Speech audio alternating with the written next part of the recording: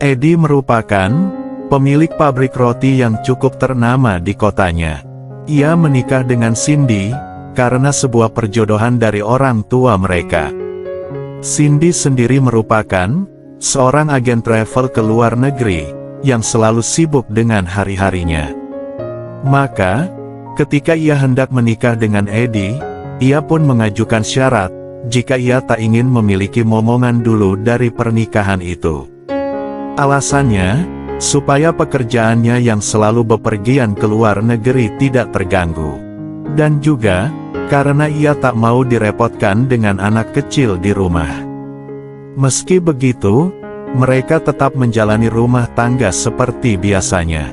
Akan tetapi, Eddie, seiring berjalannya waktu, ia merasakan hidupnya makin tak nyaman, karena kurang lengkap tanpa kehadiran momongan.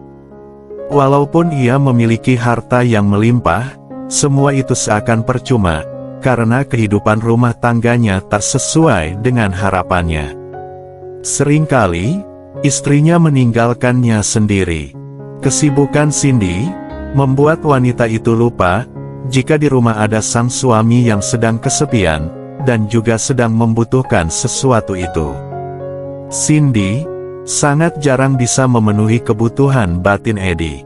Bahkan, lebih parahnya lagi, mereka Eddie hanya bisa mendapatkan haknya dalam seminggu sekali, itu pun jika Cindy ada di rumah. Eddie sudah mencoba membicarakan hal itu dengan istrinya, namun, Cindy seakan menganggap ucapan Eddie seperti angin lalu. Tak jarang, ia sampai berkeluh kesah dengan pembantu lamanya, yang kini sudah berhenti bekerja, karena usia lanjut. Namanya Bak Ati. Sebelum ia berhenti bekerja, baik Eddie dan Cindy mengizinkannya berhenti, tapi dengan memberi syarat agar mereka mendapatkan pengganti dirinya. Oleh karena itu, Bak Ati membawa keponakannya, Lala, untuk bekerja di rumah majikannya itu.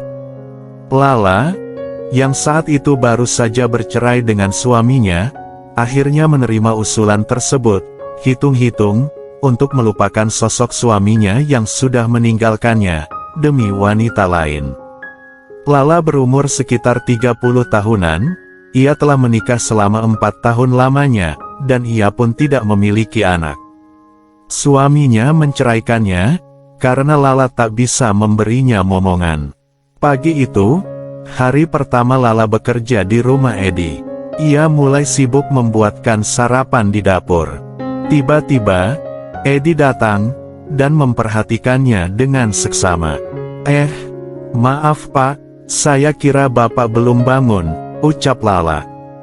Kamu buat apa untuk sarapan hari ini? Tanya Eddie. Ini Pak, saya buatkan nasi goreng sama ayam goreng, sahut Lala.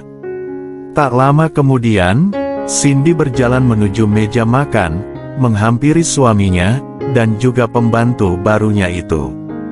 Pulang jam berapa kamu semalam? Tanya Eddie pada istrinya. Jam 1 kayaknya, sahut Cindy, dengan begitu tenangnya. Terus, apa sekarang kamu mau pergi lagi? Tanya Eddie lagi. Udah deh, gak usah berdebat. Ini kan udah kebiasaanku, Lala, mana teh saya? Tanya Cindy pada pembantunya itu. Sebentar saya ambilkan Bu, sahut Lala. Setelah meminum tehnya, Cindy pun pergi dengan berpamitan secara singkat pada Eddie, sementara Lala, dengan cekatan mengambilkan sarapan untuk majikannya itu. Kamu nggak makan?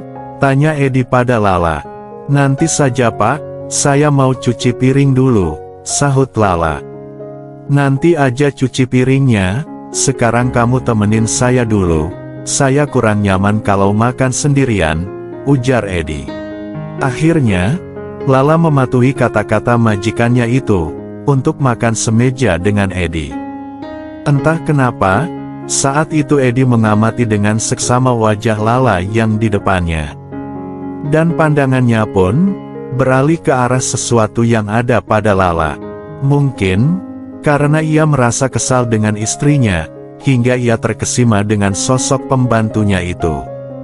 Setelah menghabiskan sarapannya, ia pun bersiap ke kantor.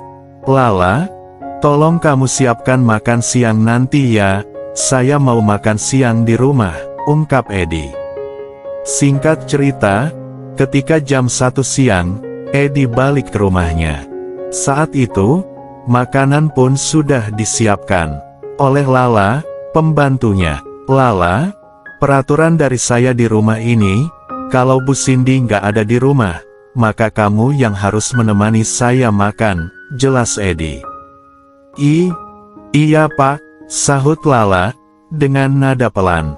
Lala lalu mengambil piring, dan mengambilkan makanan yang disiapkan untuk Edi. Dan ia pun ikut makan bersama majikannya itu. Edi, dalam diam, memperhatikan Lala dengan seksama, seakan tak ingin melewatkan sedetik pun keindahan alami di depannya. Kini, Edi seakan memiliki aktivitas baru, yang bisa mengalihkan dunianya.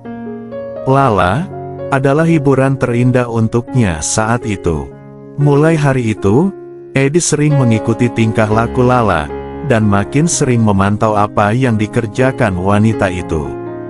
Sampai-sampai Edi melamunkannya secara diam. Sementara Lala sendiri, ia pun mulai menyadari, jika majikannya itu sering mengamatinya. Semula, dia mengira Edi mungkin curiga, jika pekerjaannya yang kurang baik, atau mungkin saja, majikannya itu mulai menaruh perasaan lebih padanya, karena melihat kondisi rumah tangga Edi yang memprihatinkan. Dan ternyata, apa yang Lala pikirkan itu memang benar adanya. Suatu ketika, saat Lala sedang membuatkan kopi untuk Edi majikannya itu, tiba-tiba saja, Edi menggenggam tangannya. "Lala, saya mau bicara sebentar," ucap Edi. "Baik Pak," sahutnya, sambil mencoba melepas genggaman tersebut. Akhirnya, Edi membawanya ke halaman belakang rumahnya. Edi mengajaknya duduk bersebelahan di satu bangku. "Lala, semakin lama saya perhatikan kamu, sepertinya, saya telah jatuh hati padamu," ungkap Edi. Sontak saja, ungkapan itu membuat Lala terkejut. "Pak, Bapak lagi bercanda kan? Jangan berlebihan bercandanya Pak," ucap Lala. "Saya gak bercanda lah, sebenarnya, saya sudah naksir sama kamu sejak pertama bertemu. Saya sangat senang dengan kesederhanaan dan perhatianmu yang sangat tinggi," jelas Edi. "Tapi, saya merasa bersalah sama Bu Cindy Pak, saya tidak ingin merusak rumah tangga orang Pak," ucap Lala. "Kamu tenang saja, Cindy juga gak peduli dengan kehidupanku, kamu kan sudah lihat gimana sikapnya," jelas Edi, yang membuat Lala terdiam. "Lala, apa kamu juga sama seperti apa yang saya alami?" tanya Edi. "Walaupun perasaan saya sama, tapi, tetap gak mungkin pula saya sampai membayangkan untuk lebih lanjut," ucap Lala. "Untuk apa dibayangkan, kalau nyatanya, saya ada untuk kamu," ujar Edi, sembari tersenyum. Sepertinya, perasaan itu tak bertepuk sebelah tangan. Dengan perlahan, bunga-bunga halaman belakang rumahnya menjadi saksi bisu. Edi, dengan lembut, memberikan sebuah tanda tulusnya pada bibir pembantunya itu. Awalnya, Lala mencoba mencegah, namun, entah kenapa, ia pun luluh dengan ketulusan Edi. Saat itu, Edi benar-benar bahagia, setidaknya, dia bisa sedikit mendapatkan perhatian yang tulus dari seorang wanita. Setelah itu, Lala langsung bergegas pamit untuk menyelesaikan pekerjaannya, sementara Edi, ia masih duduk di situ, sembari memikirkan pembantunya itu. Sejak hari itu, mereka menjadi semakin akrab. Mereka makin sering ngobrol, bercanda, ataupun hal yang lainnya. Bahkan, mereka seakan lupa akan status mereka. Semakin waktu bergulir, Edi mulai berani melangkah lebih jauh ke hal yang lain. Seperti siang itu, saat hanya mereka saja di rumah. Ketika Lala sedang memasak di dapur, tiba-tiba Edi muncul tanpa pemberitahuan. Lalu, entah karena kebutuhan Edi yang sudah mendesak, ia tiba-tiba saja menjangkau Lala dari belakang. Sontak saja, Lala terkejut dengan apa yang diterimanya itu. "Pak, jangan, nanti kalau kenapa-kenapa, bisa panjang masalahnya," ucap Lala, namun, seperti tanpa mencoba untuk mencegah yang akan terjadi berikutnya. Edi tak menghiraukan sedikit pun perkataan Lala. Ia malah makin semangat dengan pekerjaannya itu. Dengan lembutnya, tangan Edi yang semula diam, perlahan menjalar ke arah padang savana. Suasana yang kian mendukung, seakan membawa mereka larut dalam keadaan kondisi yang memungkinkan untuk berikutnya. Pada akhirnya, Lala sedikit terkejut saat Edi berkata, "Lala, sebaiknya kita di ruanganku saja melanjutkan pekerjaan ini," ujar Edi, sembari menuju ke ruangannya, yang biasa digunakan Edi dan Cindy untuk istirahat dan bekerja. "Tapi Pak, kalau Bu Cindy pulang gimana?" tanya Lala. "Kamu tenang saja, dia kalau pulang pasti nanti tengah malam," sahut Edi dengan santainya. Lala yang jiwanya sudah terlanjur bergejolak pun, mulai mengikuti ucapan Edi.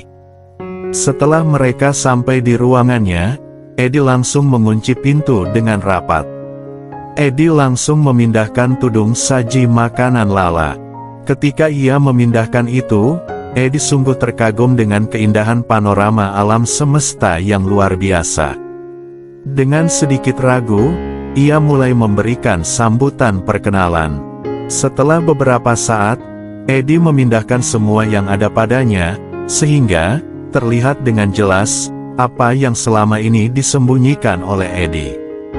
Saat itu, Lala begitu terkesima dengan bawaan yang dibawa oleh Edi, karena itu 2 kali lebih sempurna dibandingkan yang pernah diberikan oleh mantan suaminya dulu. Dan dalam kondisi dengan gejolakan batin keduanya sedang membara, mereka pun memulai pelayaran mengarungi samudra bersama.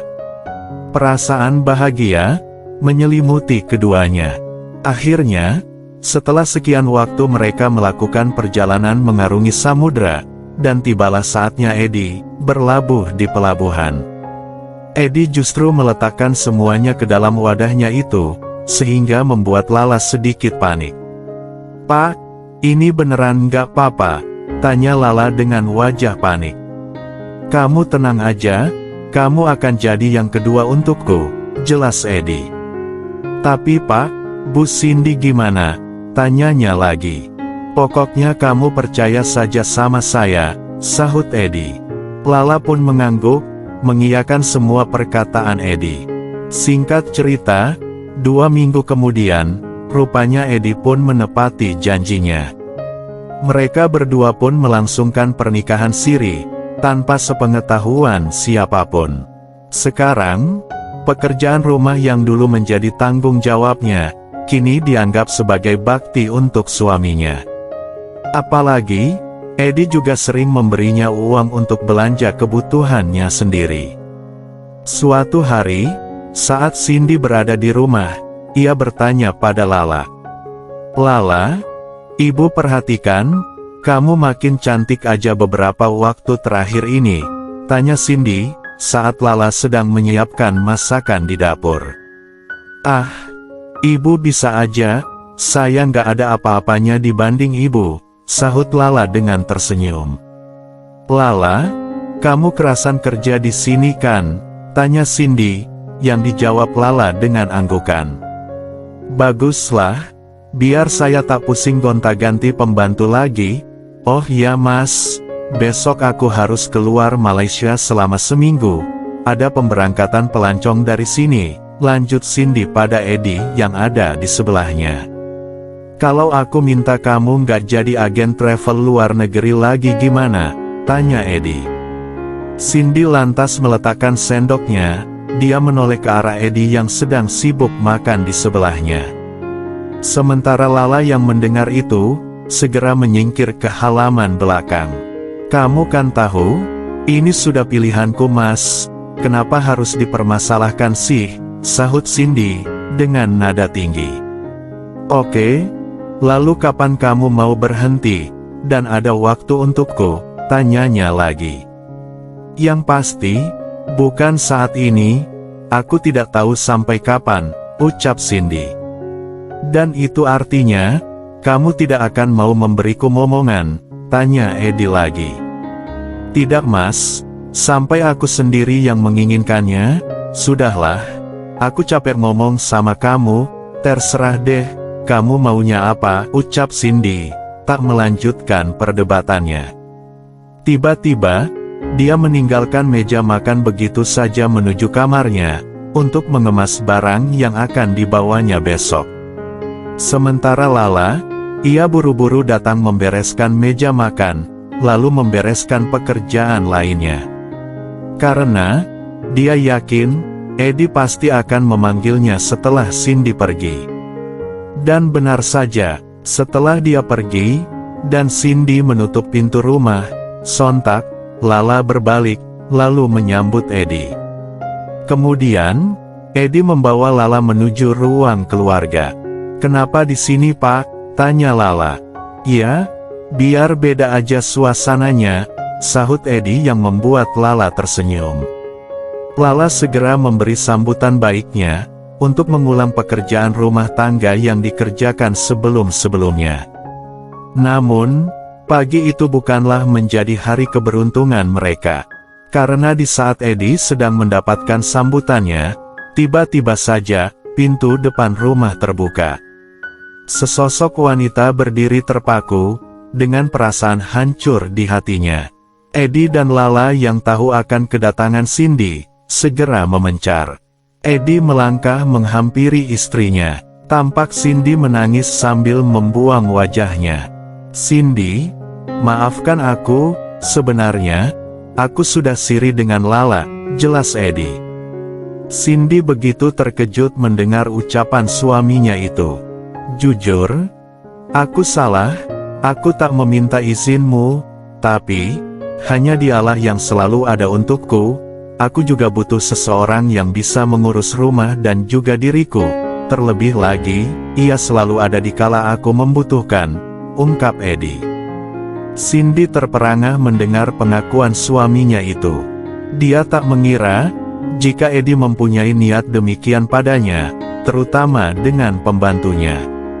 Memang, Cindy mengakui, jika Lala berwajah cantik meski tampil sederhana. Tapi, ia tak habis pikir, jika harus bermadu dengan pembantunya sendiri. Dan bahkan, ia merasa dikalahkan oleh Lala, yang hanya seorang pembantu rumah tangga. Sungguh seperti sebuah tamparan untuknya. Sekarang, terserah kamu, tapi yang pasti, aku akan tetap bersama Lala, aku tidak bisa terus kesepian, ucap Eddie. Tapi, apa kata orang nanti Mas? Tanya Cindy. Aku tak peduli apa kata orang, Cindy, biarkan aku mencari kebahagiaanku sendiri. Kalau kamu masih mau bertahan, silakan saja, aku tidak memaksamu, hanya saja, kamu pun berhak mengejar kebahagiaanmu, tegas Eddie. Setelah itu, suasana menjadi hening. Hingga beberapa saat kemudian, Cindy berkata, "Baiklah Mas, aku akan berusaha rukun dengan Lala, Mas gak perlu khawatir, mungkin Tuhan sudah mengaturnya seperti ini," ucap Cindy. Cindy lantas menemui Lala yang menunduk dan menangis di kursi halaman belakang. Ia tak berani menoleh ke arah majikannya itu. "Lala, mungkin semua ini sudah takdir, kamu hadir di antara kami, dan selama ini, aku hanya mementingkan diriku sendiri," jelas Cindy. "Tapi Bu, saya minta maaf, saya sudah menjadi orang ketiga dalam rumah tangga kalian," ucap Lala. Cindy tersenyum, dia mengerti, Eddie dan Lala sudah saling memiliki. Apalagi, waktu pun tak akan kembali lagi, sudahlah, mulai saat ini, panggil aku Mbak saja, aku bukan majikanmu lagi, kamu panggil saja aku Mbak, ujar Cindy. Baiklah Mbak, terima kasih untuk semuanya, ujar Lala, sambil merangkulnya. Sejak hari itu, mereka bertiga berusaha menjalani rumah tangga dengan rukun dan bahagia. Bukan hanya dalam hal mengurus rumah, tapi juga dalam hal kebutuhan lainnya. Tak jarang pula, mereka menyempatkan waktu untuk berbagi bersama dalam hal demikian itu.